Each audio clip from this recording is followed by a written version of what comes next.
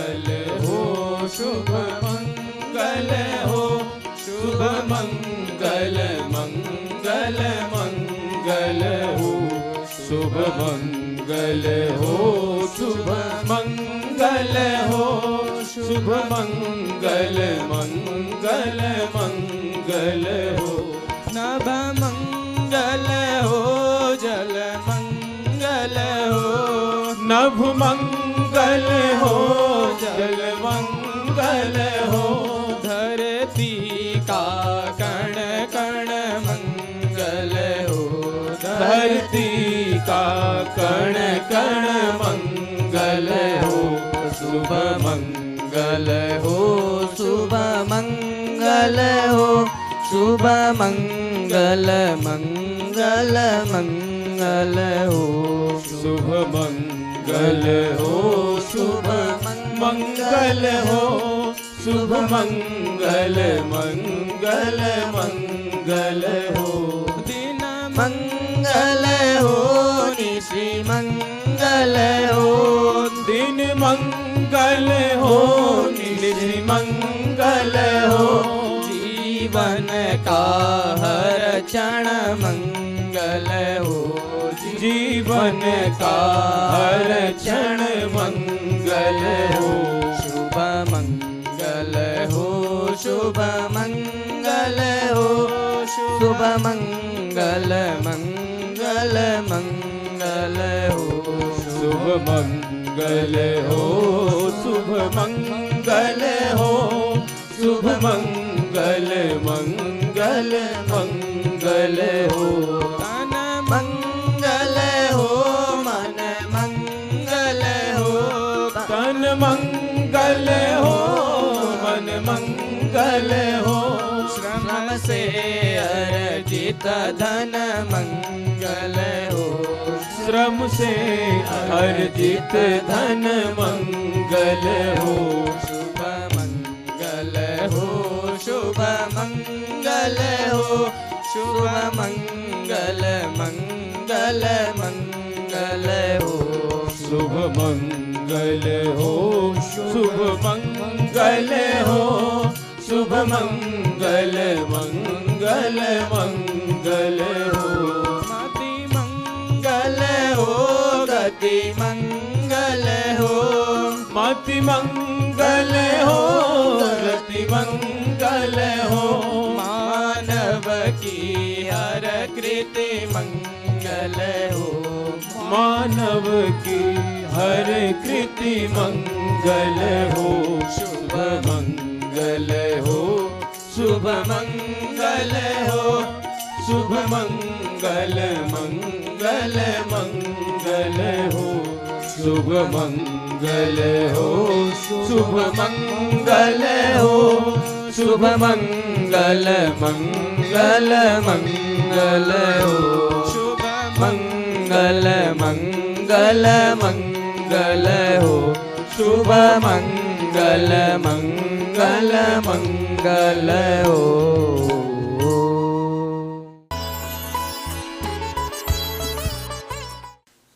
गुरुर्ब्रह्मा गुरुर्विष्णु गुरुर्देवो महेश्वरः, गुरुः साक्षात् परब्रह्म तस्मै श्री गुरवे नमः। आइए हम सभी लोग 3 बार मिल करके जी हम सभी लोग मिल करके ओंकार ध्वनि करेंगे। कमर सीधा, आंखें बंद और श्वास भरना है और 3 बार समवेत स्वर से ओंकार ध्वनि करनी है। तेज श्वास भर लें।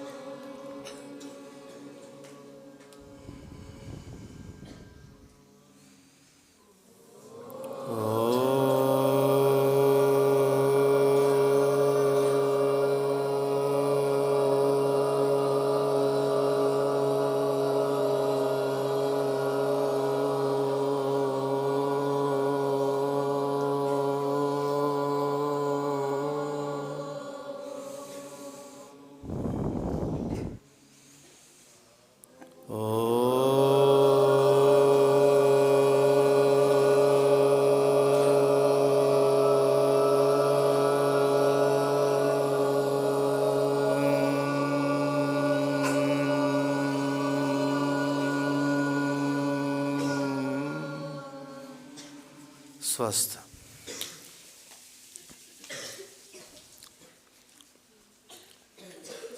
अर्चनीय, वंदनीय, प्रातः स्मरणीय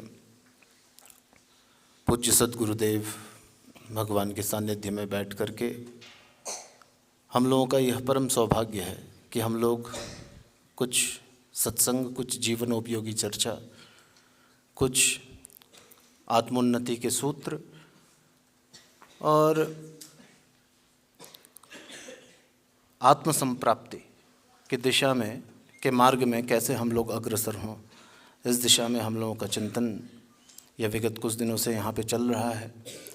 और यही इस ग्रीष्मकालीन आध्यात्मिक सत्र की विशेषता है कि यहाँ पे हम लोग मनोमंथन पर जोर देते हैं। पूज्य गुरुदेव का सर्वथा यही एक दृष्टि रहती है, एक दिशा रहती है कि कैसे हम लोग अपने आप को अपने ही भीतर हम कैसे उस क्रांति को अनुभव करें, कैसे हम अपने भीतर नित्य निरंतर कार्य करें और आगे की ओर बढ़ सकें। तो इस क्रम में जैसा कि हमने पूर्व में आप लोगों को बतलाया था कि भारतवर्ष से अनेक विद्वानों का, अनेक संतों का यहाँ पर आगमन होगा। इस क्रम में उदासीन ऋषि आश्रम रानोपाली से पधारे हुए हमारे श्री महंत डॉक्टर स्वामी भरतदास जी महाराज यहाँ पर विराजमान हैं। मैं उनसे निवेदन करूँगा कि वे अपने वक्तव्य से हम लोगों को कृतार्थ करने का कृपा करें। हरिओम। ब्रह्मानंदम परम सुखदम केवलम ज्ञानमूर्ति द्वंद्वातीतं गगन सदिशं तत्त्वमस्यादिलक्ष्यम् एकं नित्यं विमलमचलं सर्वधी साक्षिभूतं भावातीतं त्रिगुणरहितं सद्गुरुं तं नमामि। हंससनत्कुमाराद्यां श्रीचन्द्राचार्यमध्यमाम् अस्मद्दैशिकपर्यन्तां वन्दे गुरुपरम्पराम्। श्रौतवंशसमुद्भूतः श्रौतवंशप्रवर्तकः भक्तिवित्तेसमुच्चेतः श्रीचन्द्रः पातु नो गुरुः, श्रीचन्द्रः पातु नो गुरुः। अखिल ब्रह्मांड नायक भक्तवत्सल दया सिंधु कृपा सिंधु मर्यादा पुरुषोत्तम भगवान श्री राम के चरणों में बारंबार नमन। उदासीन कुलभूषण जगत गुरु श्री चंद्र भगवान के श्री चरणों में भी बारंबार नमन। वैदिक सिद्धांत एवं उदासीन परंपरा को, अपने गुरुओं की वाणी को अक्षरशः पालन करते हुए जिन्होंने सनातन वैदिक परंपरा के उस परंपरा को निर्वाह करते हुए समाज को त्याग के माध्यम से परम पूज्य गुरुदेव भगवान श्री बाबा जी के श्री चरणों में बारंबार नमन। मंचस्थ विराजमान समस्त महापुरुषों को भी बारंबार नमन करते हुए विद्या के पिपासु छात्र बंधु माताओं एवं भाइयों, इस चिंतन काल में जो हमारी वैदिक परंपरा रही है कि महापुरुष किसी जगह जब एक स्थान का निर्माण करते हैं तो उस स्थान का महत्व के साथ साथ जीव अपने स्वरूप को कैसे जाने। स्वरूप माने इस चराचर जगत में जब अवतरित होता है मनुष्य, क्योंकि अवतार जो है एक विकार के द्वारा हमारी यह स्थूल शरीर की प्राप्ति होती है, परंतु उस विकार मायाकृत विकार में हम लोग विषय वासनाओं में इतना रमन कर लेते हैं कि परमात्मा के वास्तविक स्वरूप का बोध कौन कराएंगे। तो ऐसे महापुरुषों को भगवान ने आदेश दिया और उस आदेश को पालन करने के लिए, क्योंकि यह सृष्टि जो क्रम है, जिस विषय पर हम लोग कि भाई मनुष्यत्व क्या है, मुमुक्षत्व क्या है, और महापुरुष संशयात, महापुरुष का संग क्यों करना चाहिए, इन तीनों जो आचार्यों ने जो प्रतिपादन किया है, यह तीनों की आवश्यकता है। क्योंकि महापुरुष का संग नहीं मिलेगा तो वास्तविक हम अपने स्वरूप का दर्शन नहीं कर पाएंगे, वास्तविक अपने स्वरूप का बोध नहीं कर पाएंगे। आज हम लोग हिमालय में इस जो वातावरण के वर्तमान में हम लोग बाबा जी के सानिध्य में, गर्मी का जो काल होता है, बाबा जी के कृपा से हम लोग त्रिमासिक निवास करते हुए 3 महीना निरंतर वैदिक सिद्धांत, वेद परंपरा और हमारे जितने भी वेद परंपरा के जितने भी ग्रंथ हैं उसका स्वाध्याय बाबा जी का आशीर्वाद रहता है कि इस और बाबा जी के प्रति हमारी सनातन परंपरा में या हमारी साधु परंपरा में जो विद्वान हैं, त्यागी हैं, जिसको जो दृष्टि होता है बाबा जी के सामने आकर अपने जिज्ञासा उपस्थित करते हैं। और बाबा जी ने अपने जीवन के, अपने तपोमय जीवन के व्यतीत करते हुए जो अभी अनुभव रहा, उस अनुभव के माध्यम से हम लोग जानते हैं कि वास्तविक में सनातन वैदिक परंपरा क्या था। आज उस परंपरा का स्वरूप हम लोग बाबा जी के श्री चरणों में बैठकर त्रिमासिक स्वाध्याय काल, जिसको प्रवचन काल कहते हैं, उस प्रवचन काल में 3 बिंदुओं को हम लोग आश्रित होकर हमारे महामंडलेश्वर परम पूज्य स्वामी विश्वेश्वरानंद जी ने एक संक्षिप्त सूत्र के रूप में कि मनुष्य की 3 आवश्यकता होती है। और मैंने अभी गुरु वंदना में भी आपको कहा, आचार्य सुखदेव जी ने भी गुरु की वंदना में गुरु तत्व का निरूपण करते हुए लिखते, तम गुरुम नमामि, मैं उस गुरु का नमन कर रहा हूँ। वह स्वरूप क्या है, जैसे स्वरूप का वर्णन करते हुए सुखदेव जी ने लिखा, ब्रह्मानंदम परम सुखदम केवलम ज्ञानमूर्ति, ब्रह्मानंदम परम सुखदम केवलम ज्ञानमूर्ति गगन सदिशम। आज उस ब्रह्मानंद, ब्रह्मानंद का मतलब होता है कि ब्रह्मविद ब्रह्मैव भवति।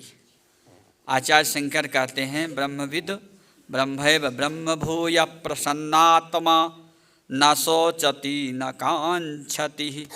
भगवान स्मृति ग्रंथ में कहते हैं 18वां अध्याय में, जब समस्त ग्रंथों का वर्णन करते हुए 18वां अध्याय में भगवान ने संक्षिप्त में 17 अध्यायों के एक गूढ़ार्थ के रूप में 18वां अध्याय में भगवान ने ज्ञान का भी वर्णन किया, त्याग का भी वर्णन किया, भक्ति का भी वर्णन किया।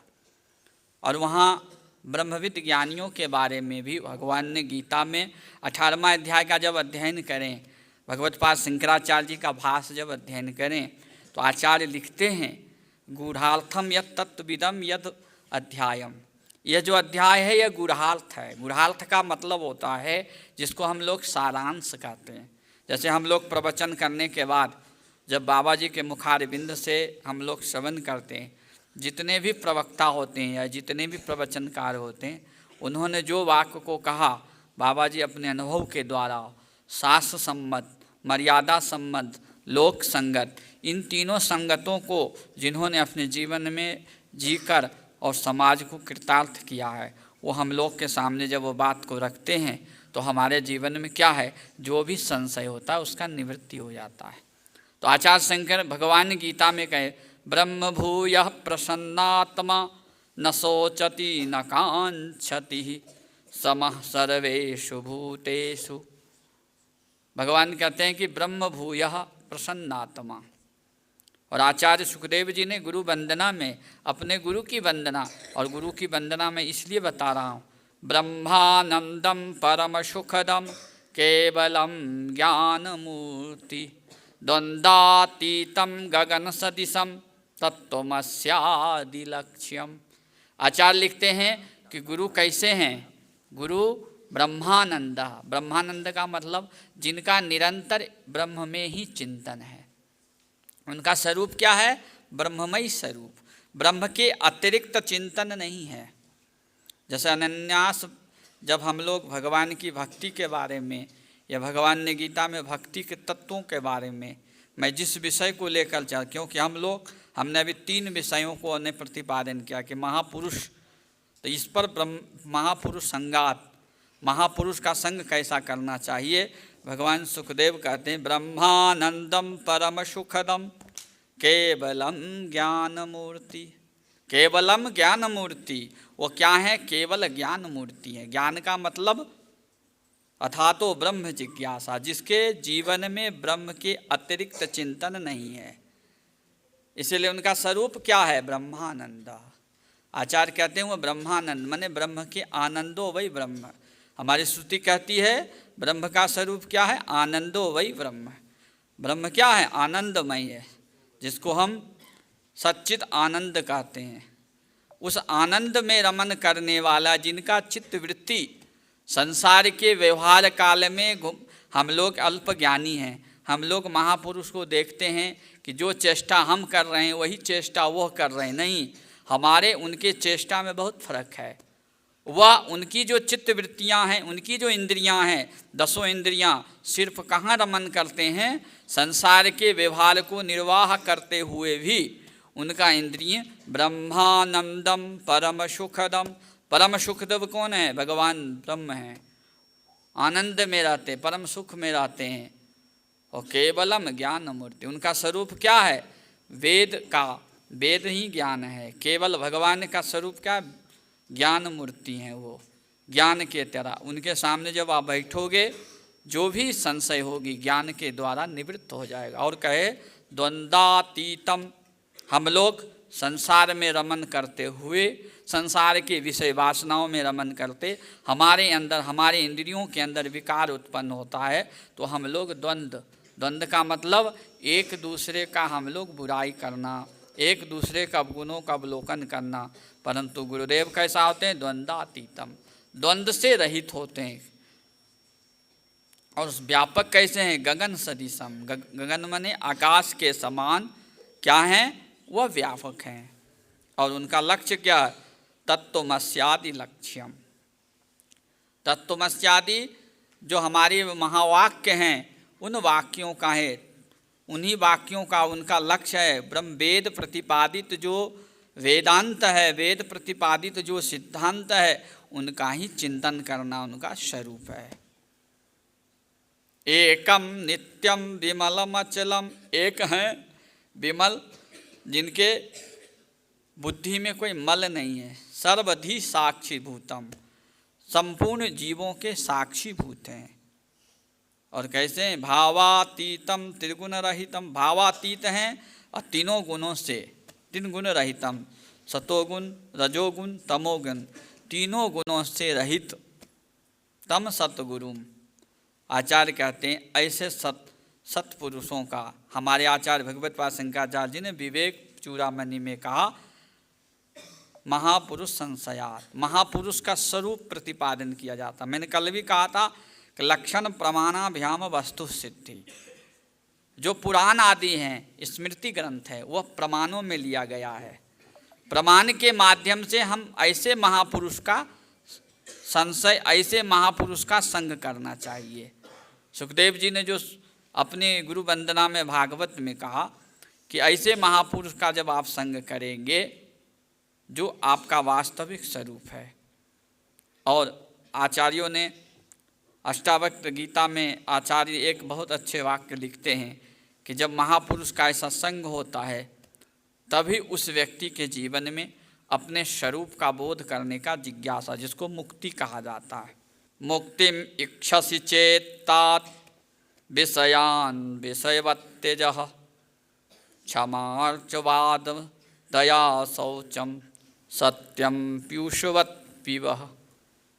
कहे चेत, हे तात, यदि तुम मुक्ति की इच्छा रखते हो, आचार्य कहते हैं कि देखो मुक्ति की इच्छा रखने वाला, तात मने हे प्रिय, आज हम लोग इस स्वाध्याय काल में, प्रवचन काल में वास्तविक संस्कृत विद्या का अध्ययन करने का स्वरूप क्या है कि हमारे स्वरूप हम अपने आप को जान सके। और बाबा जी के कृपा से आप संस्कृत वेदमय विद्या को, जो देवमय विद्या है, उस देवमय विद्या को अध्ययन करने का परम सौभाग्य प्राप्त हो रहा है।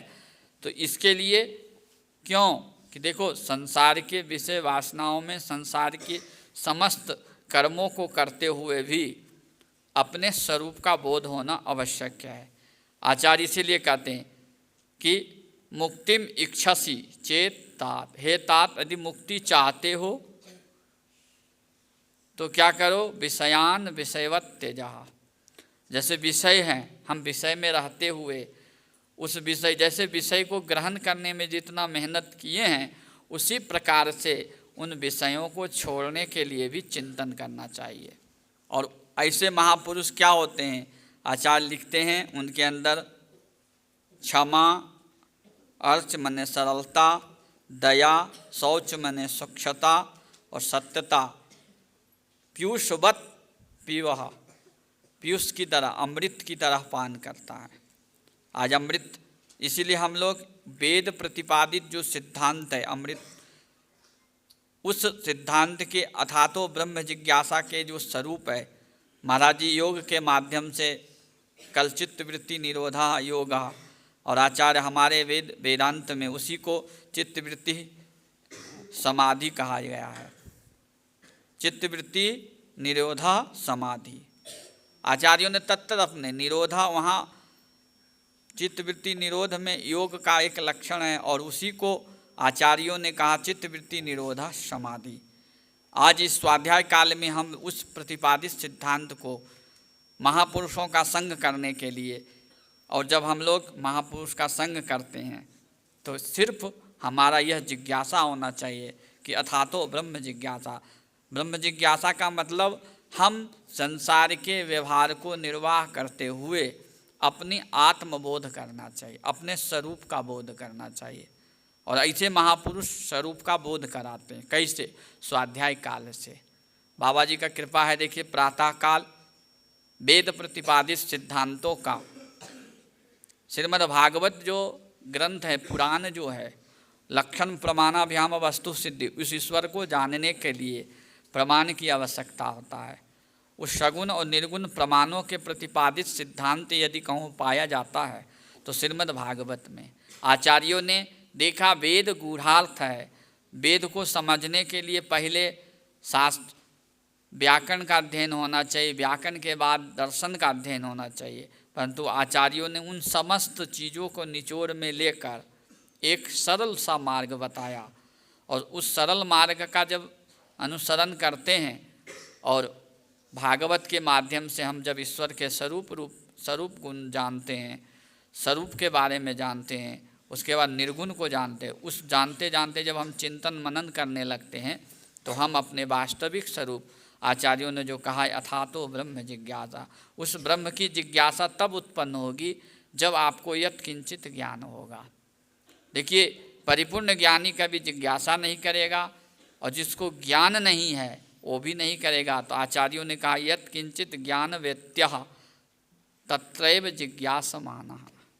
जिसको यत् किंचित ज्ञान हुआ किसी स्वरूप के बारे में, हम किसी चीज़ को जानते हैं, थोड़ा से अध्ययन करते हैं तो प्रवृत्ति होती है। यदि आप अध्ययन नहीं करिएगा तो प्रवृत्ति नहीं होगा। जो व्याकरण शास्त्र का अध्ययन कर रहे होंगे, न्याय का या रघुवंश आदि का अध्ययन कर रहे हो, यदि आप स्मरण नहीं करोगे तो जिज्ञासु नहीं बनोगे। गुरु जी ने स्वाध्याय कराया और आप स्मरण नहीं किए, व्याकरण के पद पदार्थ, न्याय के पद पदार्थ का ज्ञान नहीं होगा, तो आप छात्र लोग जिज्ञासु नहीं हो पाओगे। व्याकरण में लघु सिद्धांत कौमुदी या सिद्धांत कौमुदी का स्वाध्याय हो रहा हो, मान लो साहित्य पढ़ रहे हो, रघुवंश आदि, प्रताप विजय, तो जब तक पढ़ोगे नहीं, स्मरण नहीं करोगे, जब स्मरण करोगे, अर्थ समझोगे तो और जिज्ञासा उत्पन्न होगा। उस जिज्ञासा के माध्यम से, शास्त्रों के अध्ययन करने के माध्यम से, शास्त्र जो है हमारा स्वरूप बताता है, और जब स्वरूप बताएगा तो आप निरंतर चिंतन करोगे। इसीलिए हमारे आचार्यों ने कहा अथातो ब्रह्म जिज्ञासा।